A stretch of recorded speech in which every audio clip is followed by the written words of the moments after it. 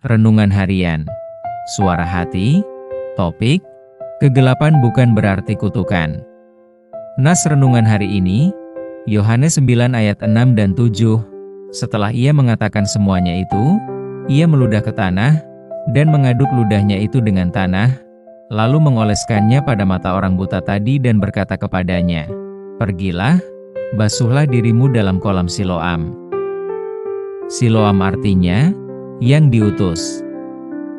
Maka pergilah orang itu, ia membasuh dirinya lalu kembali dengan matanya sudah melek.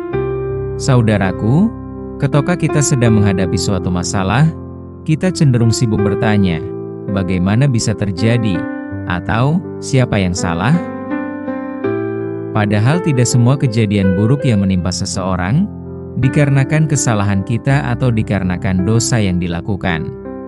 Demikianlah yang terjadi dalam cerita perokop Nas hari ini. Oleh sebab itu, Yesus menunjukkan bahwa kegelapan hidup bukanlah tempat kutukan, melainkan panggung bagi pekerjaan Allah. Demikian tertulis dalam Lukas 18 ayat 27. Yesus menjawab, "Apa yang mustahil bagi manusia, tidak mustahil bagi Allah." Masalah yang ada dalam diri kita, sebenarnya bukan masalah fisik, tetapi kurangnya informasi tentang Tuhan, yaitu kebutaan mata rohani hati kita. Dewasa ini, sepertinya mulai timbul penyakit keengganan mengenali kehadirannya Roh Tuhan di tengah pergumulan pribadi kita. Jadi tidak heran kalau dunia selalu melihat dengan kondisi kegagalan. Untung dan terima kasih kita ucapkan pada Tuhan Allah, datang membawa kemenangan sebagai terang yang memulihkan mata hati, atau mata rohani kita, kepada penilaian yang benar dalam Tuhan. Pemulihan yang Tuhan Yesus lakukan kepada orang buta itu, Tuhan lakukan melalui sabdanya. Tuhan Yesus memakai sarana kebutaan seseorang pada masa lalu, dan menyembuhkan sebagai jalan untuk menunjukkan kedaulatan Tuhan. Tuhan Yesus menyembuhkan orang buta itu, lewat lumpur dan ludah.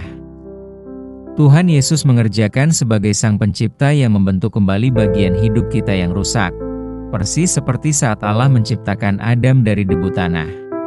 Tuhan Yesus mencelikan mata seorang buta, bukan sekadar memberi pelajaran kepada orang banyak, tetapi memberikan sentuhan langsung pada bagian yang paling hina dalam diri kita untuk memulihkan gambar Allah yang retak.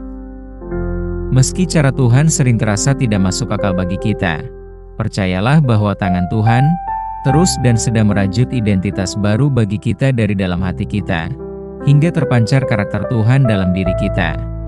Puncak keajaiban yang Tuhan tunjukkan ke Papa manusia, ini menuntut ketaatan tanpa melihat.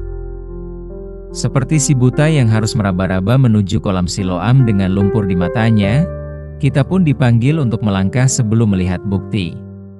Ketaatan sepenuh hati kepada Allah adalah kunci yang dapat membuka mata rohani kita.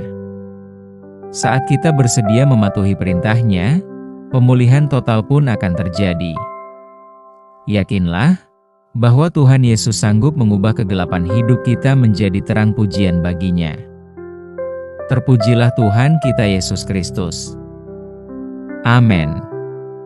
Topik doa kita hari ini, yaitu kepada yang sedang mengalami sakit mata. Salam sehat saudaraku. Tuhan Yesus memberkati kita.